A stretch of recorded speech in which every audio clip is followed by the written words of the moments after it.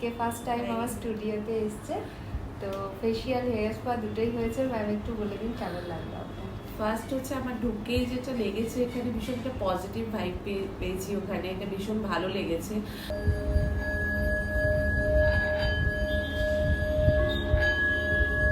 আমি রুমটাতে ঢুকেছি, মানে আমার ঢুকেই একটা ভীষণ রিল্যাক্স লেগেছে, এত সুন্দর ওর স্টুডিওটা।